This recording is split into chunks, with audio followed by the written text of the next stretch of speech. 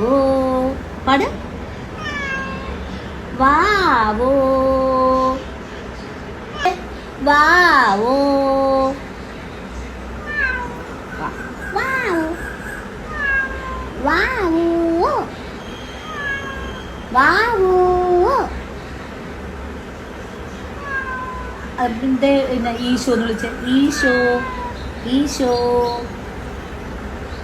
ഈശോ. അവന് വാവോ മാത്രം അറിയാൻ പാടില്ല വീട്. വാവോ വാവോ വാവോ പാടിയമ്മ. വാവോ പാട്. വാവോ